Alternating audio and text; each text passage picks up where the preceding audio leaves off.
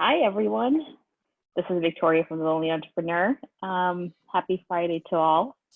Hope everyone's doing well. I'm going to give it another minute or two while we wait for everybody to jump on. It's Memorial Day weekend, those of you in the U.S.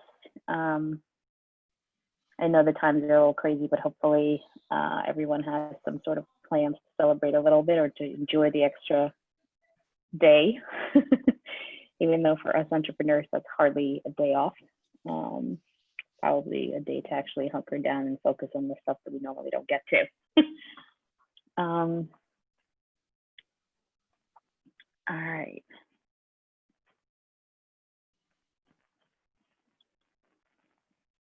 Michael, how are you doing? Doing well. Happy Friday. That's right. Okay, so I know we have more people jumping on here. It's always funny, right, when people say, hey, what are you doing for Memorial Day weekend? And you're like, what do you mean? I'm working. When the rest of the world rests, we work. Victoria, I think we did an interview for the Wall Street Journal the other day, and somebody asked a question that you typically get asked, and the reporter said, well, how do you know you're talking to an entrepreneur? And we have a very standard answer to that. When somebody says, are you working on Columbus Day? You're not talking to an entrepreneur. Yeah, exactly. Right.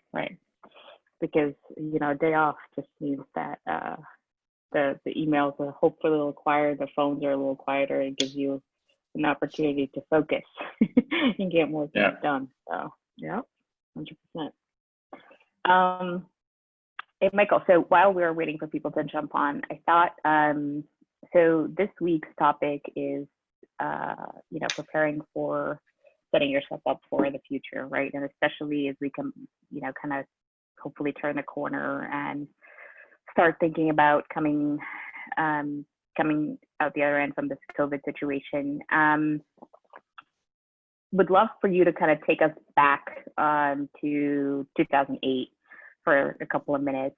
When did you know that, your focus had to shift from, okay, what do we do when everything around us is kind of crumbling, coming down to, okay, now I need to start thinking future, right? What do I do to kind of set ourselves up for coming out and being successful and being ready to start building it back up and taking the business, to the next level?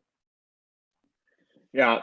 Welcome everybody. It's a really interesting thing because at first you're really battening down the hatches, like the way a lot of people on this call feel right now, right? Like you scramble around for cash and you try to build a plan and you deal with, trying to get government money and stuff like that. And in the back of your head, you're going, okay, that's all fine and good, but all I'm doing really is plugging holes.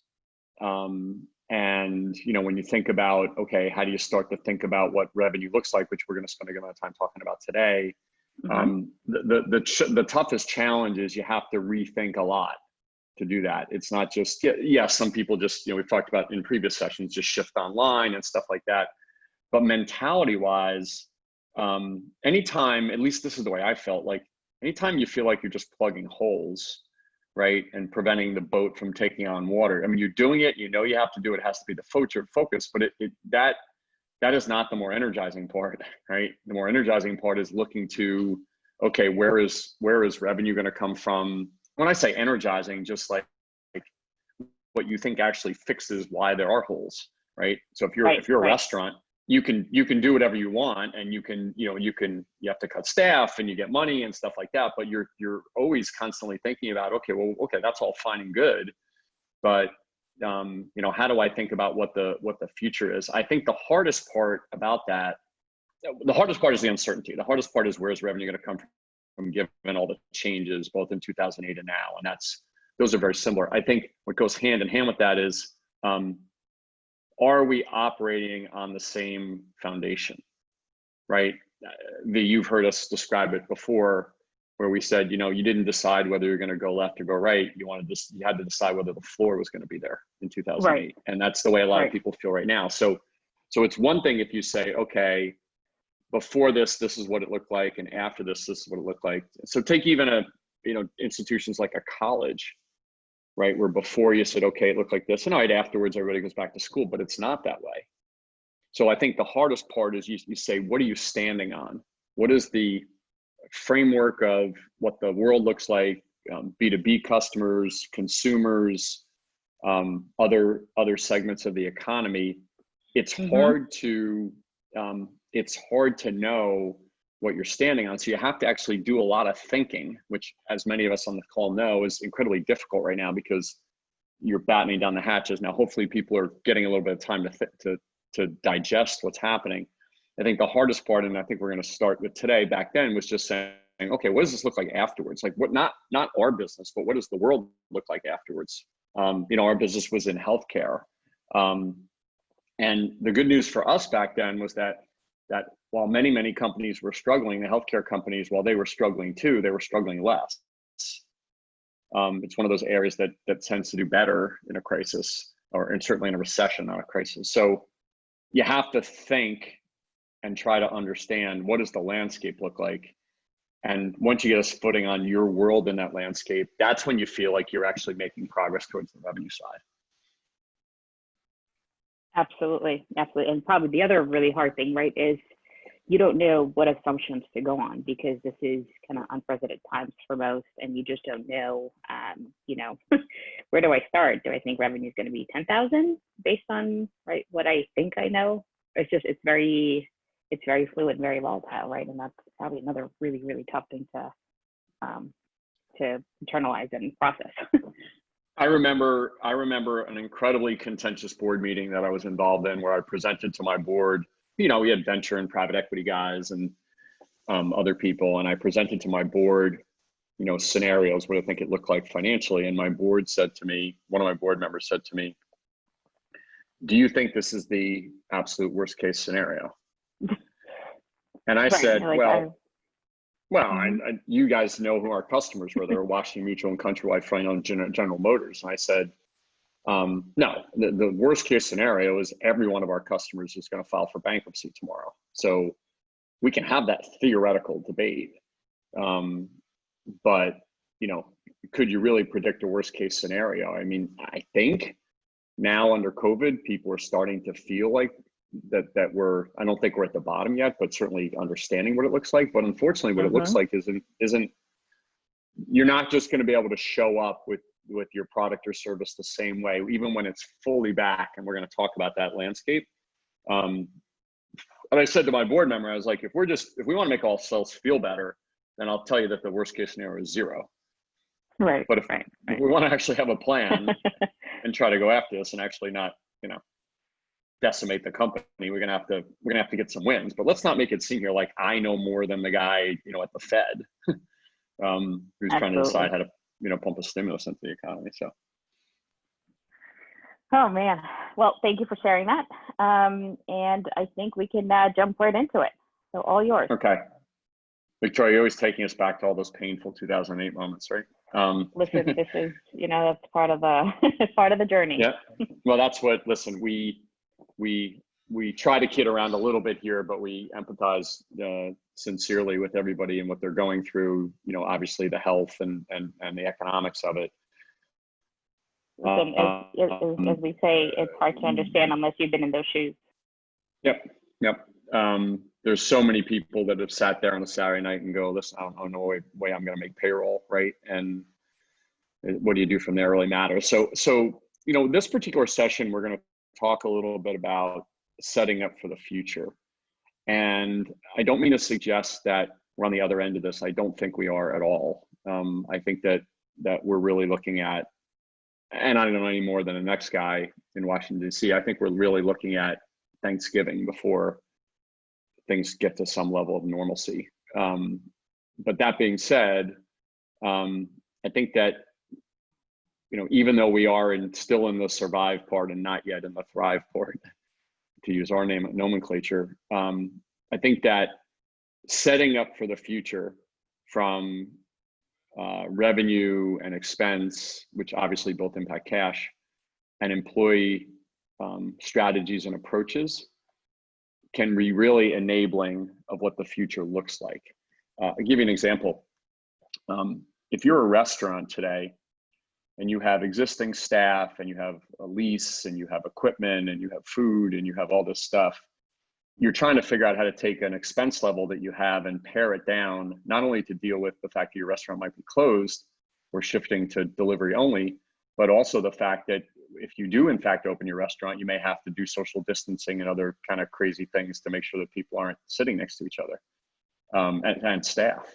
So to take a restaurant that has a cost structure and an operating element or operating plan and reduce that down is actually harder than starting new. If you just started tomorrow and you said, okay, I'm going to start a restaurant. Well, when I go lease my space, the rent's going to be less. I'm going to probably get vendor financing for my equipment because they're going to want me to, buy equipment. I can't do that without financing. And I'm going to set it up to social distance. I might go get a huge facility where everybody, we make it part of the experience that people aren't with each other. So, in some senses, the future part is a little bit tough because we're driving a car now that's been, it has a flat tire, as opposed to just walking in and going in and buying a new car. It might be a cheaper car, it might be a Hugo, but it's still starting fresh. So part of it is, I know there's a bunch of people here that are noodling, starting new businesses. It's actually a really interesting time to do that because you get to set up a cost structure that instead of a 10 might look like a 4. Now, that being said, obviously the things, the more macro things that I want to start with that we have to really think hard about, and we're going to get into revenue and expenses and some of the tactics around it, but the macro things that we have to understand is, number one, the number of different models that have to come to life are going to be significant because the demand for buying things is going to be significantly lower, right? So businesses buying things and consumer buying things, so much of the business economy, major industries have been decimated and will be decimated for some time, and that has all these other effects. So you have the business buyer, right, has a lower demand for products and services. And then the consumer buyer, for obvious reasons, unemployment, reduced salaries, will have reduced buying power as well. People probably aren't tomorrow going out and buying a new car for the most part at the same level. So you're looking at significantly lower demand overall for probably a good year at least. You couple that with, and this is not doom and gloom. This is just the reality of, okay, this is the brutal truth, if you will, of where we're going to be. And then how do we, as entrepreneurs, use our creativity to figure it out? The second side is when you really think about competition, we here at The Lonely Entrepreneur ask people when they think about go-to-market strategies, we say, let's assume you were selling against free. So pre-COVID, we'd say, let's assume every buyer, a business or a consumer, says you're selling against getting free things. Think about it. You get, I just got a new pair of glasses and Warby Parker sends you 5 free pair of glasses and you play around with them and you send them back. And yeah, eventually you buy something, but you have this perception pre-COVID that you could virtually get anything for free. Well, post-COVID, when you're going to have, for every social media consultant out there, now there's 20, right? Everybody is going to perceive, and in some cases correctly so, that they can get anything for free. So you have these dynamics of how do you sell something when your buyer, business or consumer, perceives that they could get almost anything for free. And again, there's certain, I'm not talking about like chicken and fish for your family. Of course you have to pay for that. There's high demand for that, but there's a lot of segments that this dynamic of I can get almost anything for free is the perception of people. So that's the framework. That's the world that we're going to evolve into is going to be one where we have significantly less demand.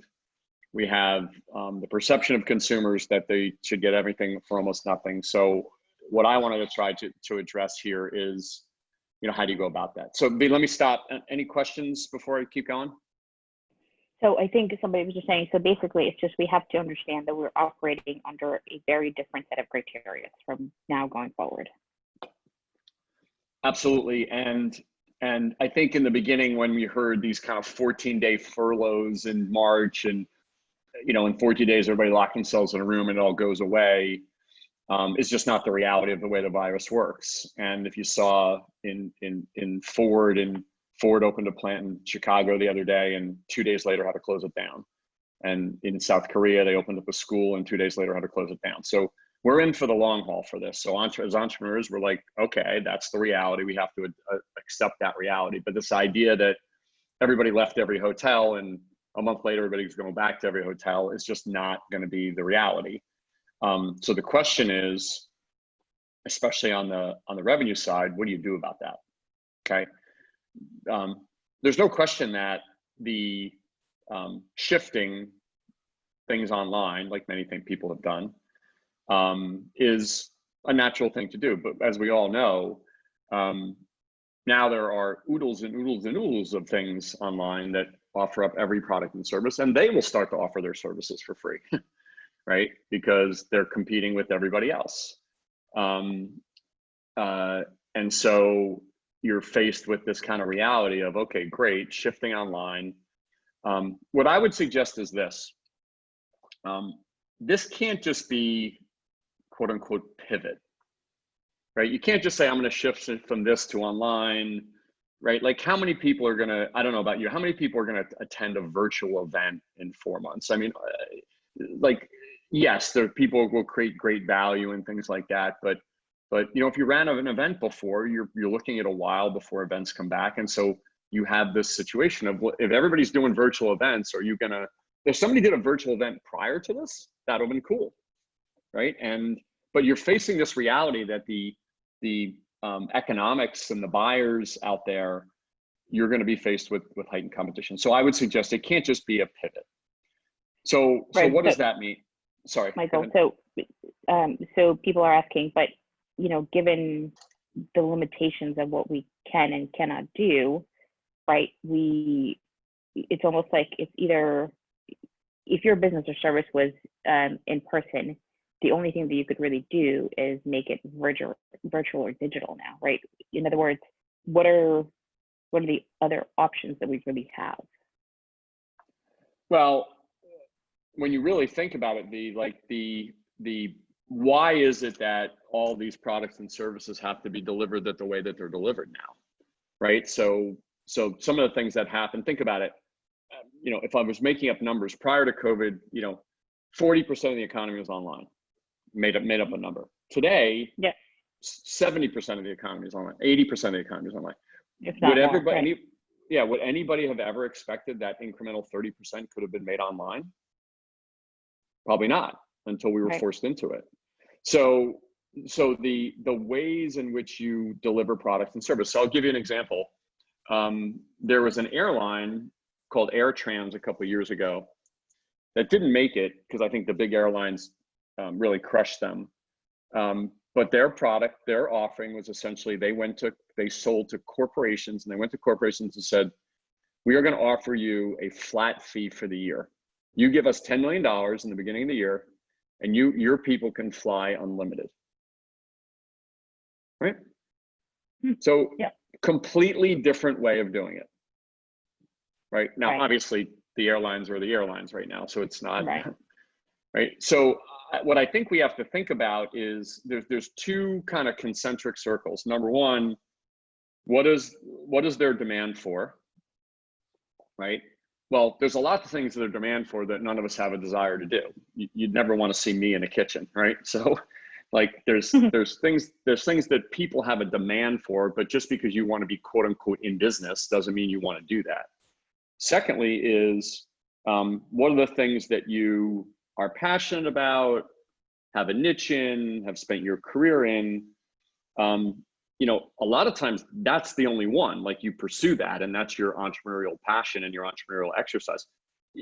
Unfortunately, because of the circumstance I'm talking about, you've got to marry those two together. You've got to try to figure out where those two concentric circles meet. right? Some of these things are somewhat linear, right? So for example, if you really took a look and you said, okay, what's happening in the home and what's going to happen in the home, right? We obviously have home offices, right? So I think you'll see a bunch of demand around that. What do people do around home offices, right? You have different childcare models that are going to have to evolve. Facebook came out today, Twitter came out and said, we're going to let people work from home forever, right? Yeah. So you have different childcare models that are going to be needed, right? And different childcare facilities that are going to be needed. So you have to think of that, you know, the setting revenue up for the future is not just thinking pivoting of where you are, because if the demand for what you are is going to be lesser, and you know, if demand was 100 before and you have 30% unemployment and reduction of salaries, and like you're looking at 50% of that, but you also have everybody else is competing for the same dollars, right? So you say to yourself, okay, I've got to do some analysis of what are the pockets that are really going to grow and really be fruitful, right? Right. And you have to do that analysis a little bit separate from the business you do today, and a little bit separate from that separate big circle, which is what am I passionate about, what I want to do with my life. Unfortunately, we're in a time where a lot of what I want to do has to give way to what I need to do as entrepreneurs. So the first is, where are people buying? You know, I mentioned two kind of off the cuff, which is obviously home offices and childcare models, but there's also going to be all of these specialized services that about how people have to deliver service in the beginning. I mean, think about, I forget the number is, but you have companies that are hiring. We know folks that work with the Department of Labor in Pennsylvania, they're hiring 100,000 people just to administer the protocols of what needs to be done to make sure we're monitoring and executing on social distancing. Right. So if you remember, I don't know if you've ever heard the stories of people that worked for the auto companies. The governor of Michigan at the time went to the auto workers and said, listen, a lot of these jobs are going to go away. This is going back about 10 or 15 years ago. And they basically created a retraining program to retrain them into healthcare. So when we think about the demand and we say, okay, there's a huge demand for these workers that are going to enforce COVID, well, think about, like, if let's say you're in the healthcare industry and there's businesses that recruit nurses, right? Now these people will be recruiting the people for COVID workers, right? So, and again, this is not all, you know, perfectly put together, as you can imagine, but the idea is, where is there going to be demand for services? And COVID's only a part of it, because COVID will dissipate at some point, right? So what are the different things that people are going to want? How are they going to want entertainment delivered, right? How do they relate to their kids? How do they manage through their marriages? Like there's all these things that are happening now. How do you could have separate facilities for COVID, right? Like if you think about, you know, all the when we started to flatten the curve in some of the cities here in the United States, there were massive facilities. Well, why couldn't hotels, right, be healthcare facilities, right? If people have to be isolated. So again, none of these are perfectly thought out, but you have to think about the macro part of where demand is going to come from, because there's going to be a high competition for demand. Any questions, Vic? No, we're good right now, but I do want to invite people to, as we're talking about things, and as they, you know, you have questions, and especially relating to your business and thinking about things differently, jump in and you know, chime in, ask questions.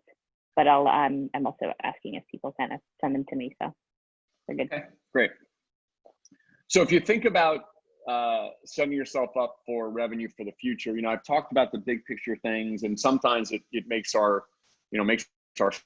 face hurt a little bit to really think about, you know, wow, I'm going to think about all that macro stuff. But some of that has to occur. Certainly the shift to digital, the shift to the way you deliver your product and service is kind of a natural way of doing that. and some of the things you see on the screen here around, are you going to deliver it a different way, right? The simple versions we just mentioned, but like, are there other mechanisms for delivering things, right? Do you have a product that is B2C, but that product maybe could be sold B2B?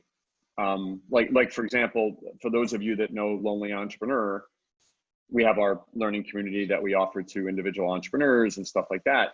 But right now there are a bunch of, we have a nonprofit as well, and there's tons of nonprofits out there that are trying to help small businesses. So we're making that community available and the Entrepreneur Survival Guide available for free to entrepreneurs, right? So can you look at a different channel that you offer your products and services to? You can take a yoga class, right, that you offer to consumers, but could you go to a company and say, hey, you really want to help your employees at home, they're stressed. I'm going to sign a deal with you, Mr. Corporation, and I'll go around and do one-on-one yoga for 50 employees a week, right? So think about, and that's just another delivery model. You know, we think of delivery model as, you know, it's restaurant versus delivery, right? Like there's just different ways to deliver, and there's different customer segments to deliver into, right?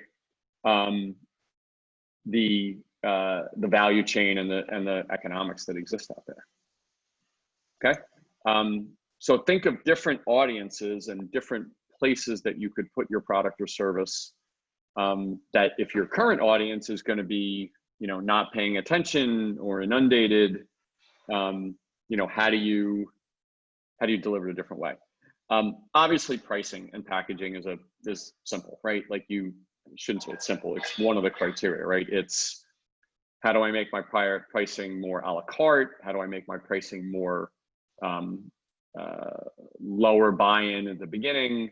And in many cases, what you're starting to see is pure return on investment pricing, right? I'm a PR consultant and I only pay if I get results, right? You're going to have a lot of that. There are going to be a lot of people in a lot of different industries that are going to come to the table and say, I only get paid if I get the result that I said I'm going to get. So, you know, what I would suggest is if you do it in such a way that is, you use it as a competitive advantage before everybody does it. Like come to the table, hard to do, right? But come to the table and do it. I know back in Cent One days, the health reward business we had, we would normally have a pretty significant software license to a health plan for our platform. And then people would earn rewards, and those rewards were given when people accomplished things like managed their diabetes or went to the gym or whatever. And we went back to our health plans and said, we will reduce our licensing fees, so it essentially costs you nothing. But when somebody gives away a $50 reward, we want 10% of it, right? So when you win, we win. Well, when you did the math back then, we actually made more money. It was more on the come, but we actually made more money. But it made health plans who were struggling financially, they said, okay, great. I don't have to have this outlay of hundreds of thousands, if not millions of dollars for a license.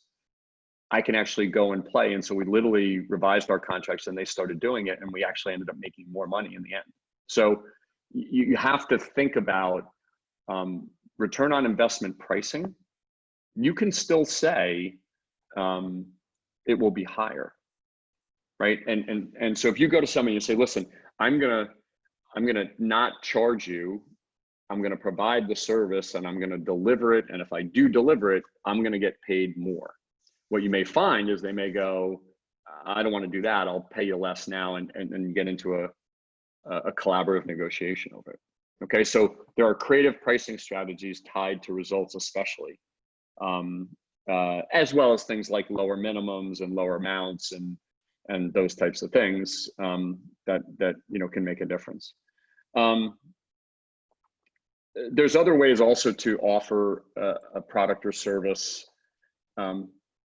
to one particular customer set or audience, but then start to offer it to a different customer set or audience, you know, after and where the demand changes, right? So you might be, if you might be delivering you know, wellness services or meditation services. We just worked with a company on this, and you were selling it to corporates before, and now corporates aren't listening. Well, you've got a lot of companies that are under incredible amount of stress because they're growing and doing so much, right? So go sell it to Amazon, right?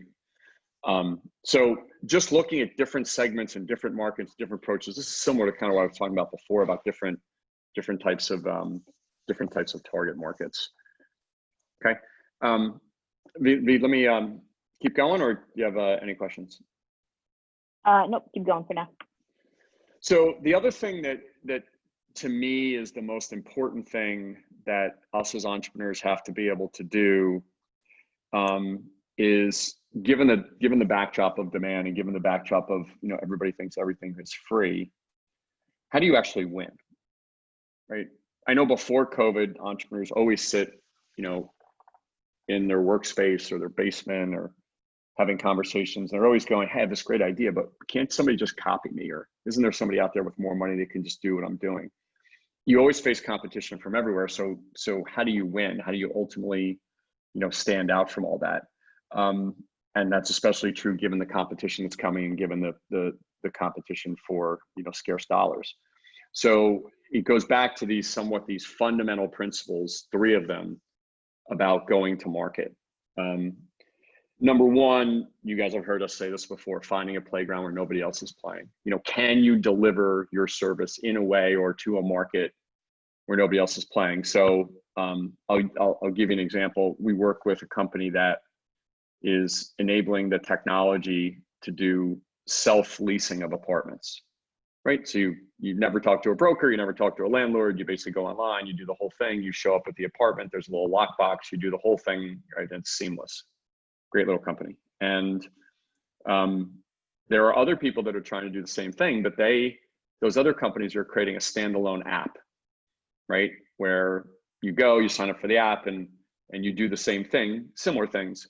But the difference is those companies that are delivering an app, they have to go out and get the tenants, and they have to go out and get the landlords and create a 2-sided network.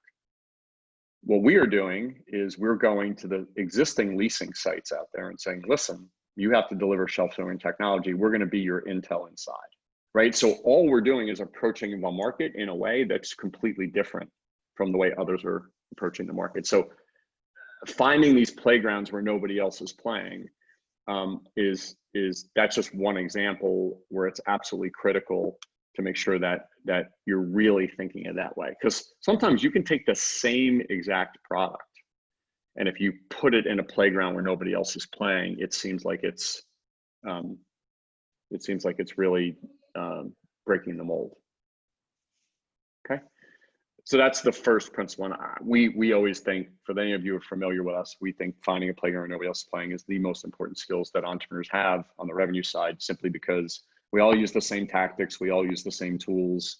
So why is it that somebody wins? That's number one. Number two is picking a criteria where you win, right? If you just line up to the same criteria that everybody else has, right? And now there's more competition and more price competition, you likely are going to fall by the wayside or be subject to a lot of price elasticity, and becomes very difficult to compete. So how is it that you can set a criteria, right, for winning that nobody else has?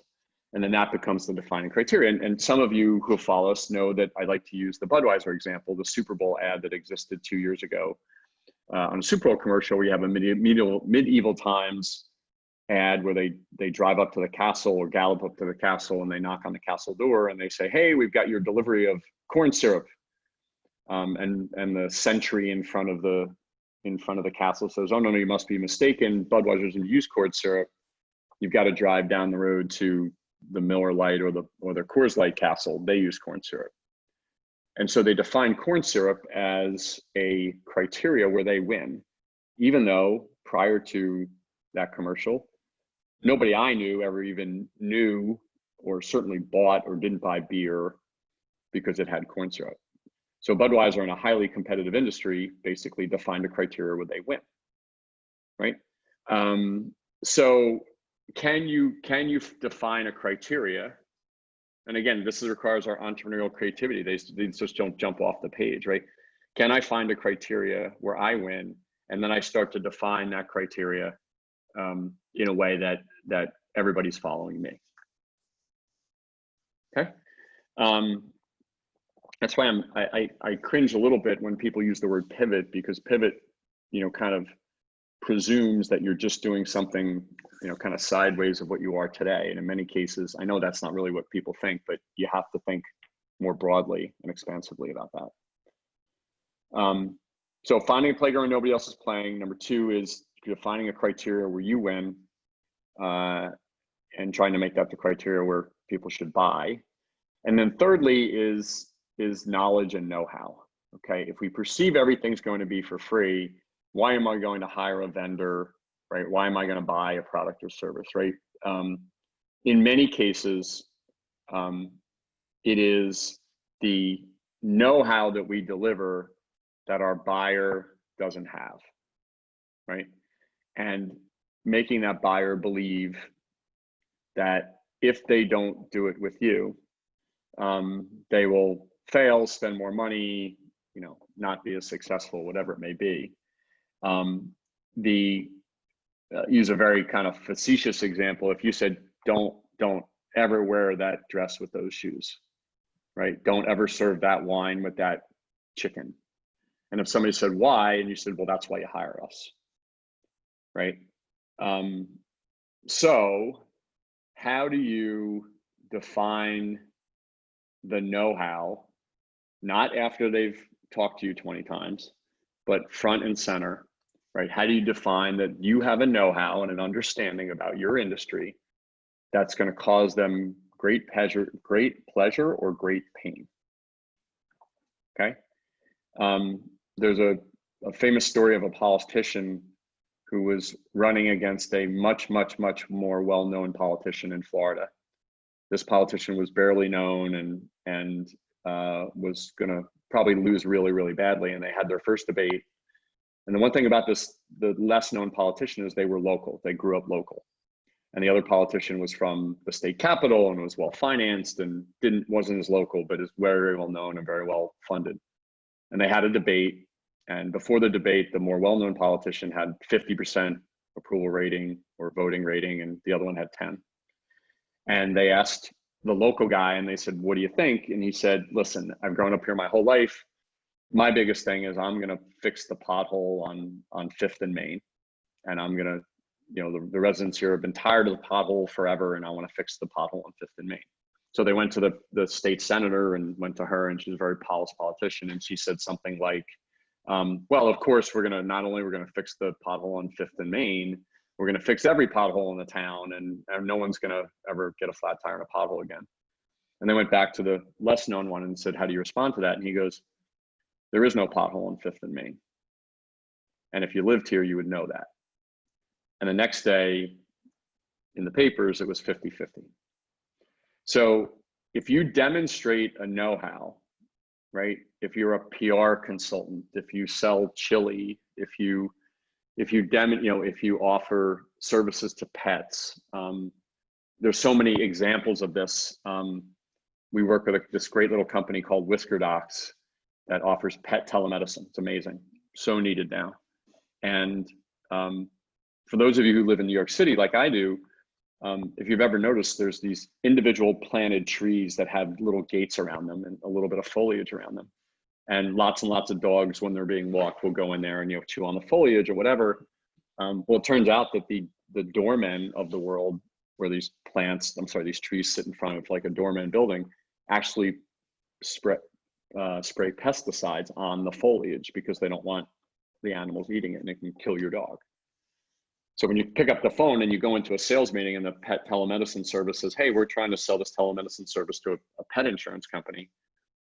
And the pet insurance company says, well, all you're doing is really answering the phone with some vets on the phone. And what does that do? And you're like, well, no, you do this wrong and you kill dogs, right? So this idea of a know-how and selling with that know-how in your product and service is incredibly important, because again, we can't just line up with everybody else, right? You guys have heard us tell the story of, we did some work with a PR consulting firm, with international PR consultants, and we said, no Americans can stay on the 7th floor of the Burj Khalifa.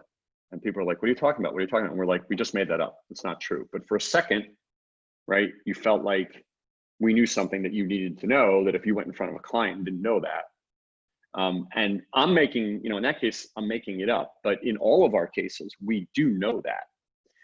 We do know things that you would not know unless you were there. So for example, back in the old days of Incent One in my health rewards business, we launched a white paper. We were competing against much, much, much bigger companies, United Healthcare, Aetna, WebMD, when we were a 20-person company.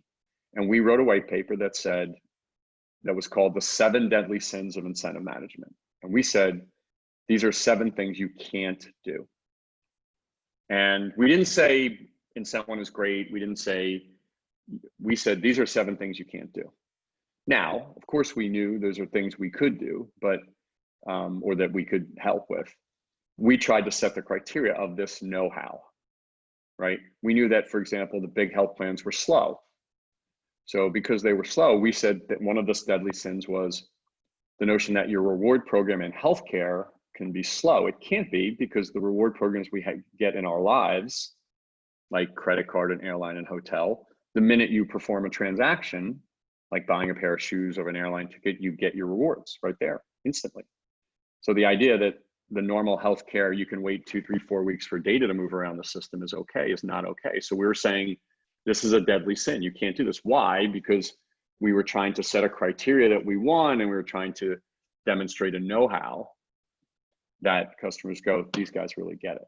So when you're selling against free and when you have lots of competition, you have to think of these playgrounds. You have to think of finding a criteria that you win by, right? And you also have to start to think about, do I have a know-how that differentiates me?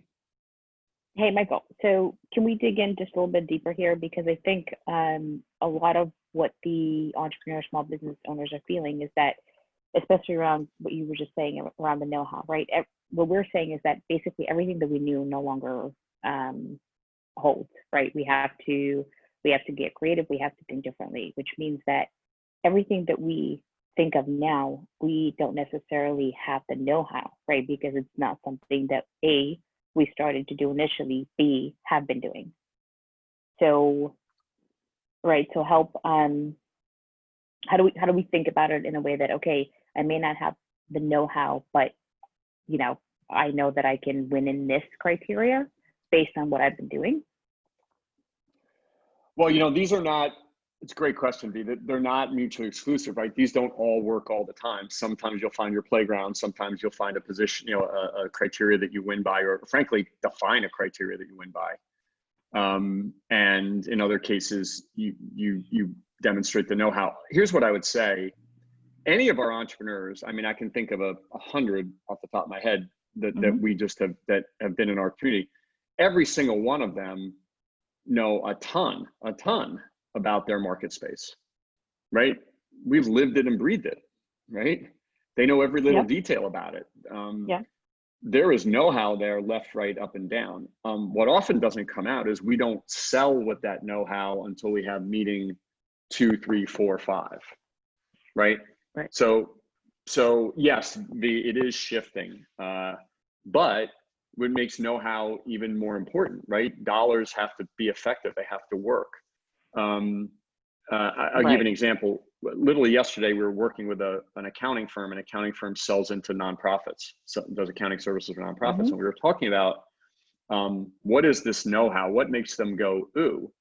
And all of the initial discussions we had were around, we provide great service and this and this and this and this, all this kind of normal stuff. And we said, hold on a sec. If you walked into a sales meeting and you said to a nonprofit, I bet you these are the 5 things that you're experiencing. But there was one catch, right? The catch is you can't talk at all about accounting services. Right. You can talk about anything else, but you can't talk about accounting services. I don't want to hear, these are the 5 things you're experiencing in your accounting services. I want to hear, these are 5 things you're experiencing as a nonprofit, right?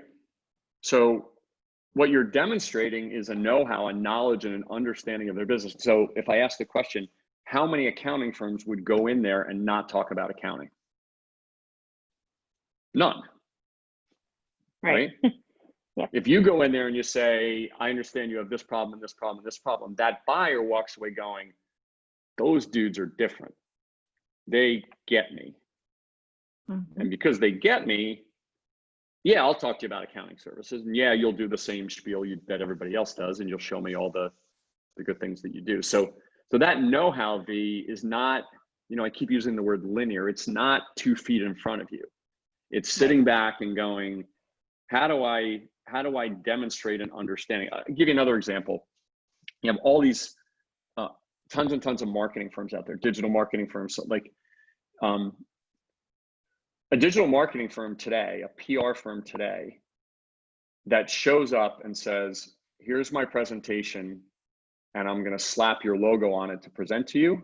I would suggest to our audience, don't even take their meeting. Like, they should come to the table and demonstrate a know-how and understanding about your business because of what they do. Now, that may mean that they have to do more research and stuff like that, but there should be things that you tell them. Hey, listen, whether you hire us or not, don't do this, right?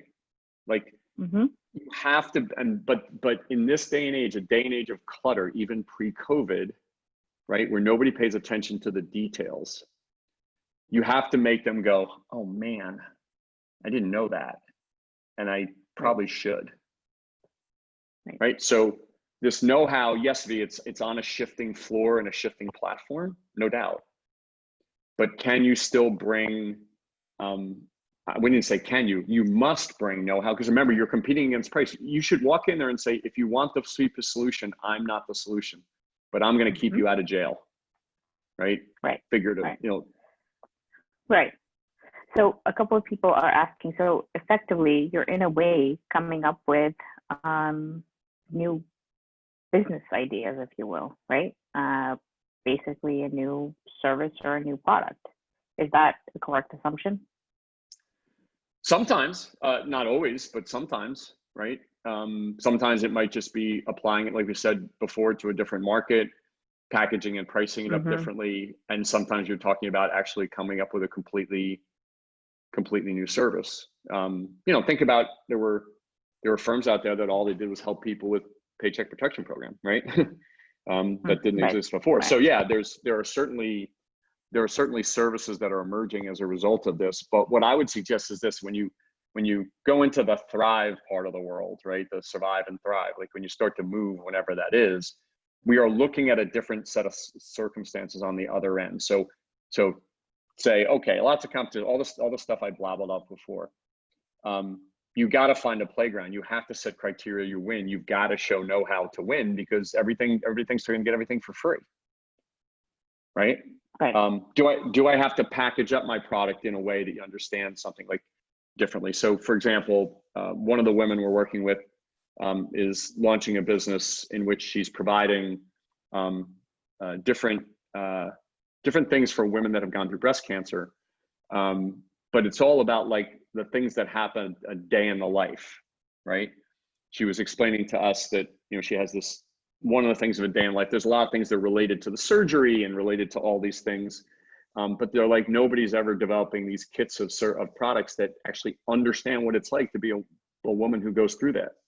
And one of the things, again, in this broader package, she's like, is a charging cord that's got like a 20-foot charge, because she's like, you don't realize how hard it is to get out of bed and how much pain you're in, and kind of a one-sided blouse because you can't lift your arm. Like this is know-how, and any woman who's been through that, right, goes, yeah, like she gets it, she understands it. This is not a 20-foot charging cord is not curing cancer, unfortunately, but it's really valuable. So we all have know-how. It's just that how do we make that come forward first, front and center.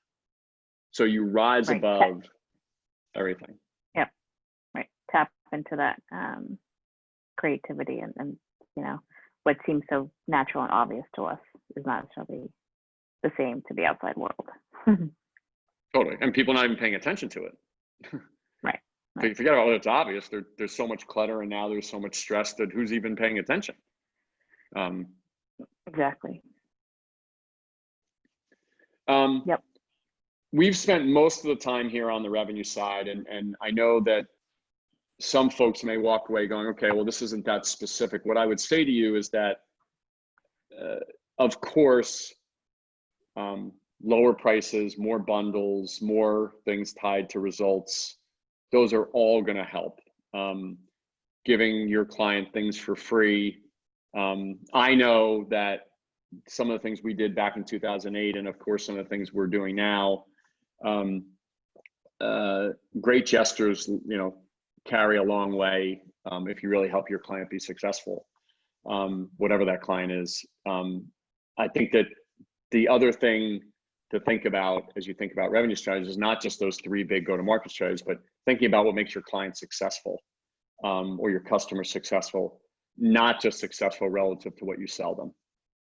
So even if you never wanted to offer them something different, you never wanted to create a new product or service, talking to them about what makes them successful, right? Not what makes them successful relevant to you, right? One of the best examples of this is that, as everybody knows, many vendors, banks, law firms, accounting firms, software companies, ... sell to us as entrepreneurs. And when they sell to us as entrepreneurs, they come and they say, we're the best bank.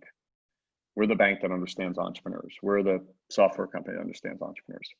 And entrepreneurs, all of us have tuned out to all of that, right? Put differently, our day, our lives is a big circle. Think of a big round table. And that big round table is all the junk that makes entrepreneurs, and which, we all spend our lives thinking about. One tiny little circle of that table is, how am I going to host my website, and how am I going to do this, and how am I going to do that?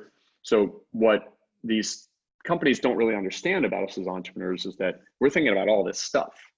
When you come in and say you're going to be my web hoster, I'm like, okay, great. That's what everybody else says. They say I'm going to be my web hoster too. Why am I going to take a meeting with you or pay attention to you? But if somebody calls you and talks to you about the big circle, you say, just like the cancer patient and just like the PR firm, you go, they get me. And so I'm going to listen to you about your web services, right? So if you're selling to an entrepreneur and the entrepreneur says, okay, tell me about your products and services, the first thing you should say back is, no, not yet. Tell me more about your business. Tell me more about the challenges you're having as an entrepreneur. I'll tell you about web services in a minute. And now that's where you occupy a different place in their head. Okay. Great. I know I've rambled on mostly about the revenue side because I think that's the most difficult. I think that with respect to expenses and employees, certainly on the employee side, I think alignment is very key. Alignment to, and it sounds like cliche, but alignment to the financial goals of the company and alignment specifically to the specific goals of their role. And everybody has to do that with clarity, and with, there's 4 behaviors we think about: accountability, teamwork, candor, and discipline. Being really accountable, working as a team, being candid about the problems that exist and going after them, and having a great deal of discipline. So lining people up to financial goals and other goals. And the reason I say financial goals is that a lot of times performance has to align to cash. And some jobs don't always align to cash, right? You're building technology, right? So you have to align compensation to results, right? And those results are more about the financial results than they are just the kind of interim results, okay? With respect to expenses, what I would say is that right now, for some time, we've been encouraging people, okay, wake up the next day post-COVID, during COVID, and say, okay, I'm going to put all my vendors on a list, and I'm going to say I'm not going to pay any of them. Then I'm going to go figure out the most important ones, and I'm going to negotiate with all of them. I'm going to do my mortgage and my credit card where there's programs. I'm going to talk to my landlord. I'm going to talk to all of my vendors. And initially, those were set. Those techniques are super important because you're just managing cash. You're just saying I don't have enough cash to pay the bills because my revenue's gotten decimated. But going forward, right, what we're trying to do is set it up that you have a cost structure that can be much, much, much lower than it was before, okay? So your negotiations with these vendors are, I was paying you, right, $100 to mow my lawn yesterday. I need to pay you $30, or I'll give you $100 now because I happen to have it. You're going to mow my lawn for the rest of the year for free, right? So instead of paying you $100 a month and it costs me $1,200, I'm going to give you $100 today that you're not getting from your other customers, but you're going to mow it for free for the rest of the year. And you'll have some vendors who go, I'll take your money now and I'll deal with that later. So I don't mean take your money now, I mean work together. So in your discussions with vendors, part of it is negotiating cash. How do I pay you? But part of it is also setting yourself up for the future with an expense base where you go, wow, I needed to sell $100 before of my product or service. Now I only need to sell 60 because I've taken my cost structure from 80 to 40. Okay. Restaurants are going to have to do this in spades, right? Because they're just not going to be able to have full capacity like they did before. Okay. So on the expense side, yes, the survive part is the most important part because you got to batten down the hatches and get cash and not pay out things. But then you go back to vendors and you say, and this doesn't mean you have to use cash like the examples that I gave, but go back and set yourself up for the future by negotiating with them. A lot of times vendors will give financing at this point. Hey, if you continue to buy my product and service, I'll help you finance them, finance those services. So setting yourself up for the future with the expense base is using what's going on right now, which is obviously dramatic, and going back to some of those vendors and talking about, okay, can we structure something going forward that you still keep my business? Because remember, that's what vendors want. They want to still keep your business, but you're going to have to do it at a level. I mean, you'll have to say, listen, I'll go bid out the business to other people. If you want to keep it, you're going to have to do it at a level that is much lower than it is today. And that's a choice you have to make. So you can emerge from this with a cost structure that puts much less pressure on your ability to drive as much revenue. So use my example from the beginning. If I had $100 before, there was $100 of demand before, and tomorrow, even post-COVID, there's going to be 60. Well, if my cost structure is at 40, I can do okay. Right? And then I can post-COVID grow again. So on the expense side, you're thinking first cash management, but then you're also thinking about negotiation and restructuring. Like people talk about bankruptcies. They say bankruptcies of airlines. They see bankruptcies of the big retailers. Part of the bankruptcies is because of financial trouble, but part of the bankruptcies is because they get to go into bankruptcy and undo their debt obligations, right? I would not be surprised if WeWork files for bankruptcy and uses it as a way to go back to all of its landlords and get out of its leases. So this retooling and setting up an expense base for the future, I think, is a critical part of while you figure out the revenue side we talked about before, about how you make it all work together. That's great. Thank you, Michael. I know we're coming up on time, and we had another question. I don't know if we have time to answer, but suggestions or resources, books that talk about the mindset and personal growth for entrepreneurs, right? Because so much of what is needed is really about knowing that you have what it takes, and for example, the imposter syndrome, right? And so we may have to address this in our next week's call. Yeah, of course, and happy to help. We are running up on time, and Victoria can follow up with you and get you some. Throw in that one just for a ringer. Sorry, guys. No worries. Yeah, no, it's good. It's a good question, Sarah. for sure. Listen, It's, Michael, and if I can chime in, one of the things that, anybody who listens to you easily picks up on is that you are rooted in really grounded confidence. Now that didn't happen overnight, right? That was practice and the shower exercise and all of these things. But it would be great to get some feedback from you on how entrepreneurs can help put themselves in the right mindset and move beyond fear and rise up to the occasion that is being presented to them. absolutely. Yeah, it's a great point, Sarah. I think that it's not like this just shows up. It's just a matter of what I would say to you is, if you really have passion and you really think that you are good at what you do, you got to come up. You got to step up, right? It's not a matter of doubting yourself. I mean, it's very natural to be insecure and have doubts, and in many different ways, shapes, and forms.